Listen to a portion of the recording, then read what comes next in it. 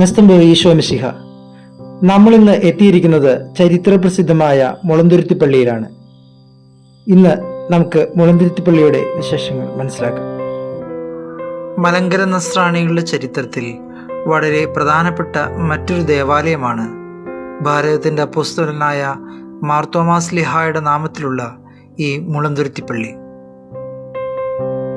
യാക്കോബായ സഹോദരങ്ങളും മലങ്കര ഓർത്തഡോക്സ് സഹോദരങ്ങളും വിശുദ്ധനായി വണങ്ങുന്ന പരിശുദ്ധ പെരുമല തിരുമേനിയുടെ മാതൃ ദേവാലയം കൂടിയാണ് ഈ പള്ളി. നിരവധി യാക്കോബായ ഓർത്തഡോക്സ് സഭകളുടെ പിതാക്കന്മാർ ഇവിടെ കബറടങ്ങിയിട്ടുണ്ട്.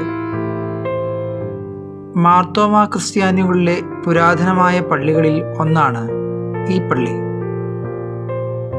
ഈ പള്ളി സ്ഥാപിതമായതിനെക്കുറിച്ച് ചരിത്ര രേഖകളിലും പ്രാദേശിക പാരമ്പര്യങ്ങളിലും പ്രധാനമായും 2 കാലഘട്ടങ്ങളാണ് ചൂണ്ടിക്കാട്ടുന്നത്.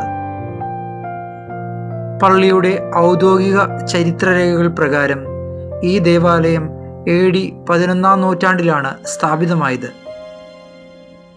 തുടർന്ന് AD 1100-നും 1125-നും ഇടയിലുള്ള ഒരു കർക്കിടകം 3-ാം തീയതിയാണ് പള്ളിയുടെ കൂദാശ നടന്നതെന്ന് രേഖപ്പെടുത്തിയിരിക്കുന്നു.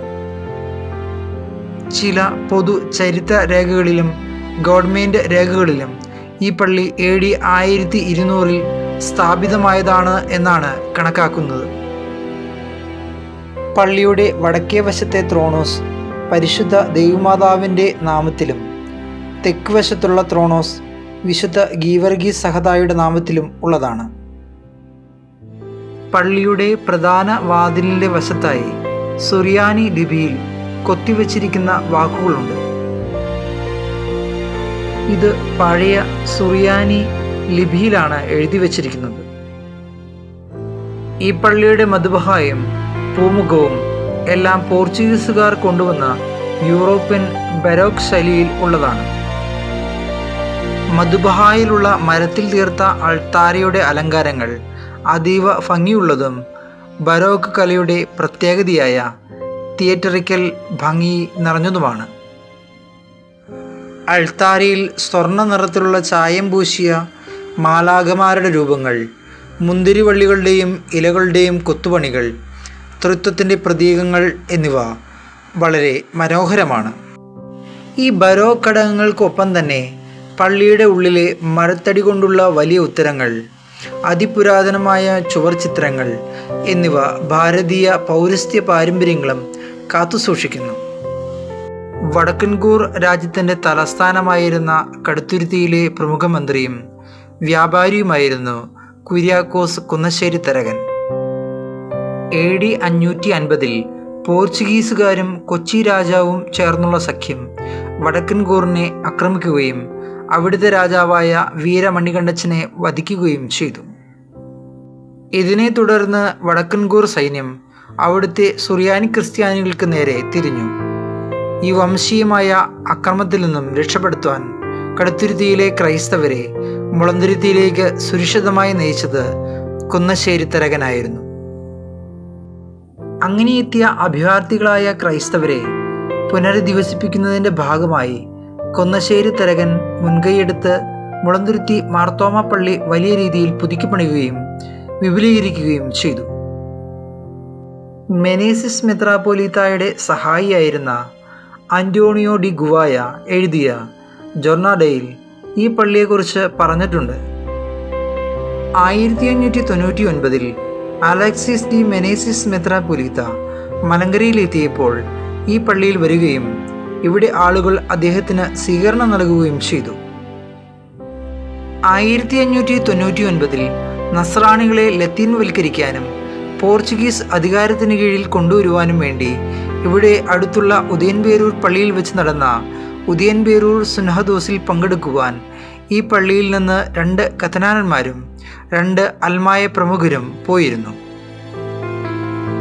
കൂനംകുരിശ് സത്യത്തിന് ശേഷം അതേ വർഷം തന്നെയാണ്, അതായത് 1653 മെയ് 22-ന് ആലങ്ങാട് സെൻറ് മേരീസ് പള്ളിയിൽ വെച്ച് അഹുത്തൊള്ളായുടെ കത്താണ് എന്ന് പറഞ്ഞ് ആഞ്ഞിലിമൂട്ടിൽ ഇട്ടിത്തമ്പൻ കത്തനാർ കാണിച്ച കത്തിൽ വിശ്വസിച്ച് പറമ്പിൽ തോമ അർക്കദിയാക്കോനെ ഒന്നാം മാർത്തോമ എന്ന പേരിൽ മെത്രാനാക്കി വാഴിച്ചു.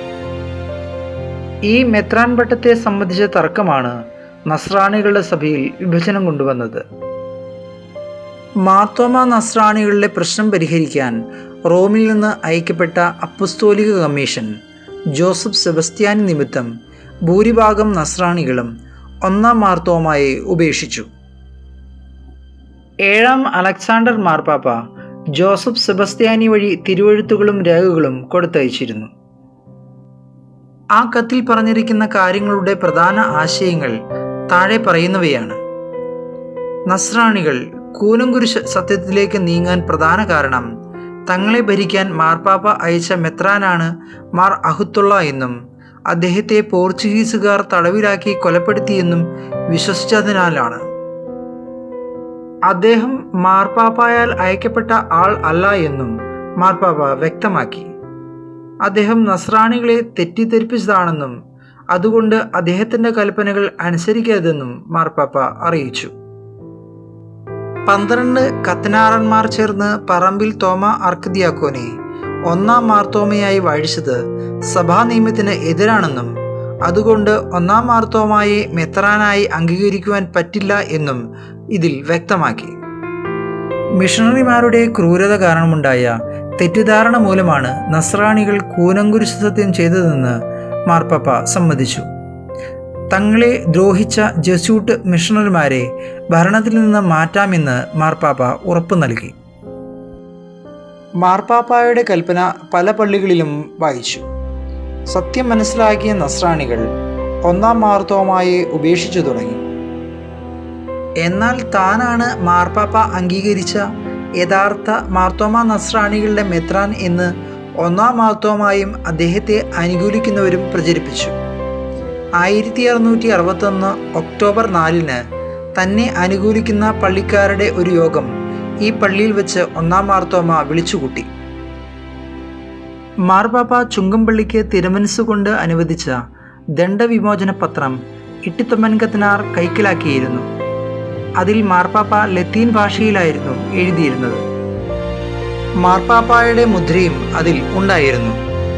ഇവിടെ വെച്ച് നടന്ന യോഗത്തിൽ ഇട്ടിത്തൊമ്മൻ കത്തനാർ ഈ തിരുവെഴുത്ത് വിശ്വാസികളെ കാണിച്ചു. അലക്സാണ്ടർ 7-ാമൻ മാർപ്പാപ്പ ഒന്നാം മാർത്തോമായെ മലങ്കര മെത്രാപ്പോലീത്തയായി നിയമിച്ച കൽപ്പനയാണ് ഇതെന്ന് പറഞ്ഞുകൊണ്ട് അദ്ദേഹം സുറിയാനിയിൽ ഇത് വായിച്ചു. മാർപ്പാപ്പായുടെ ദണ്ഡവിമോചനക്കത്തിൽ എഴുതിയിരുന്ന ലത്തീൻ ഭാഷ സാധാരണക്കാർക്ക് അറിയില്ലായിരുന്നതുകൊണ്ട് ജനങ്ങൾ ഇത് വിശ്വസിച്ചു. പിന്നീട് ആളുകൾ ഒന്നാം മാർത്തോമായുടെ കൈകൾ മുത്തി. ഈ സംഭവം നടന്നത് ഈ പള്ളിയിൽ വെച്ചാണ്. ജോസഫ് സെബസ്ത്യാനിയും ഒന്നാം മാർത്തോമായും തമ്മിലുള്ള ഐക്യശ്രമങ്ങൾ നടന്നുകൊണ്ടിരുന്നു. എന്നാൽ സ്വയം സ്വീകരിച്ച മെത്രാൻ പട്ടം ഉപേക്ഷിക്കണം എന്ന ജോസഫ് സെബസ്ത്യാനിയുടെ ആവശ്യം താൻ മെത്രാന്റെ തൊപ്പി ഉപേക്ഷിച്ചാൽ ജനങ്ങൾ തന്നെ ഉപേക്ഷിക്കും എന്ന ഭയത്താൽ ഒന്നാം മാർത്തോമ സ്വീകരിച്ചില്ല. കാര്യങ്ങൾ കൂടുതൽ വഷളായിക്കൊണ്ടിരുന്നു. മാർപ്പാപ്പായുടെ കത്തുമായി വന്ന മാർ സെബസ്ത്യാനി തനിക്കാണ് റോമിൻ്റെ ഔദ്യോഗിക അധികാരമെന്ന് വാദിച്ചു.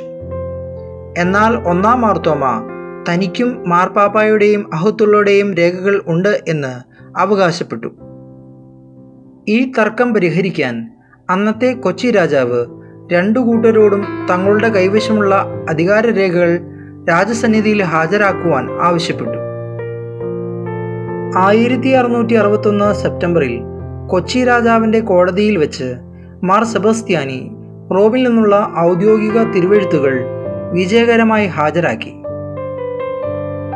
എന്നാൽ ഒന്നാം മാർത്തോമായുടെ പക്ഷത്തിന് തങ്ങളുടെ കൈവശമുണ്ടായിരുന്ന രേഖകൾ പൂർണ്ണമായി രാജാവിനെ ബോധ്യപ്പെടുത്താൻ സാധിച്ചില്ല. ഇതിനെ തുടർന്ന് കൊച്ചി രാജാവ് സെബസ്ത്യാനിക്ക് അനുകൂലമായ നിലപാടെടുത്തു. രാജാവിൻ്റെ പിന്തുണ നഷ്ടമായതോടെ ഒന്നാം മാർത്തോമ സുരക്ഷിതത്വം തേടി ഈ പള്ളിയിൽ വന്ന് താമസിച്ചു. ഒന്നാം മാർത്തോമായെ തടവിലാക്കുവാനും അദ്ദേഹം തൻ്റെ കയ്യിലുണ്ട് എന്ന് പറയുന്ന രേഖകൾ പിടിച്ചെടുക്കുവാനും വേണ്ടി കൊച്ചി രാജാവിൻ്റെയും പോർച്ചുഗീസ് സൈന്യത്തിൻ്റെയും സഹായം ജോസഫ് സെബസ്ത്യാനി തേടി. ഈ പള്ളിയിലേക്ക് അവർ എത്തുന്നത് കണ്ട് ഒന്നാം മാർത്തോമായും ആഞ്ഞിലിമുട്ടിൽ ഇട്ടിത്തൊമൻ കത്തനാരും വേഷം മാറി ഇവിടെ നിന്ന് ഓടി രക്ഷപ്പെട്ടു എന്നും ചരിത്രത്തിൽ ഉണ്ട്.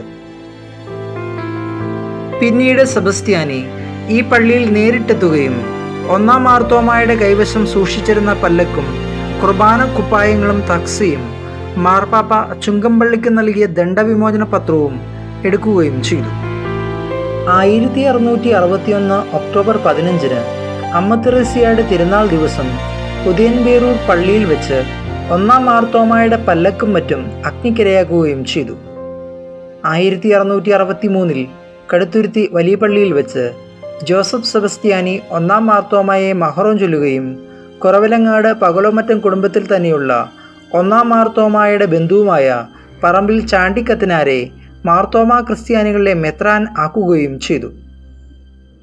മലങ്കരയിൽ ആ കാലത്തുണ്ടായിരുന്ന 116 പള്ളികളിൽ 84 പറമ്പിൽ ചാണ്ടി മെത്രാനോടൊപ്പവും 32 പള്ളികൾ ഒന്നാം മാർത്തോമായുടെ ഒപ്പവും നിന്നു. ഒന്നാം മാർത്തോമയ്ക്കൊപ്പം നിന്ന 32 പള്ളികളിൽ ഒന്നാണ് ഈ ചരിത്രപ്രസിദ്ധമായ പള്ളി. പിന്നീട് ഒന്നാം മാർത്തോമായുടെ കൂടെ നിന്നവർ അന്ത്യോക്യൻ യാക്കോബായ സഭയുമായി ബന്ധത്തിലാവുകയും ചെയ്തു. 1685 കോതമംഗലം ചെറിയ പള്ളിയിൽ കബറടങ്ങിയിരിക്കുന്ന എൽദോമാർ ബെസോലിയോസ് ബാവയ്ക്കൊപ്പം വന്ന റംബാൻ ഹിദായത്തുള്ളയെ 1685 കന്നി 14 ബെസോലിയോസ് ബാവ മെത്രാനായി വാഴിച്ചു. അദ്ദേഹമാണ് മാർ ഇവാനിയോസ് ഹിദായത്തുള്ള.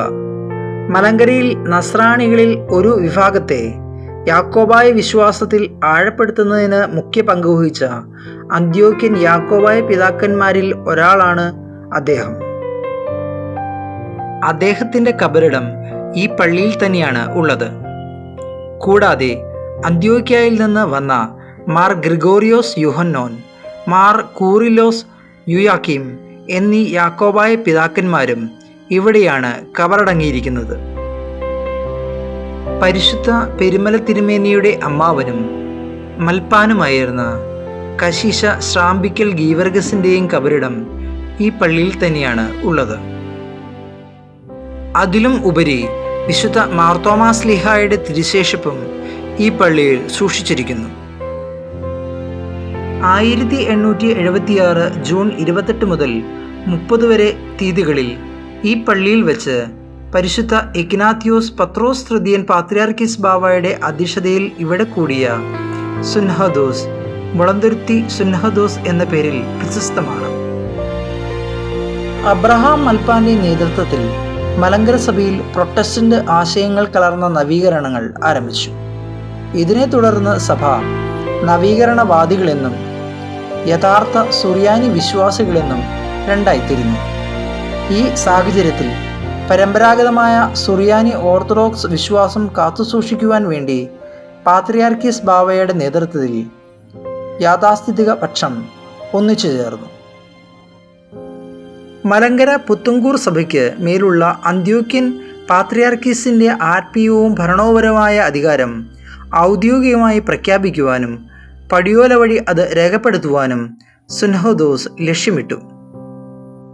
മലങ്കര സഭയെ മുഴുവനുമായി ഒറ്റ ഭദ്രാസനമായി കൊണ്ടുപോകുന്നതിലെ പ്രായോഗിക ബുദ്ധിമുട്ടുകൾ ഒഴിവാക്കുവാൻ സഭയെ 7 ഭദ്രാസനങ്ങളായി തിരിക്കുവാനും ഓരോന്നിനും മെത്രാന്മാരെ നിയമിക്കുവാനും ഈ സുന്നഹദോസ് തീരുമാനിച്ചു.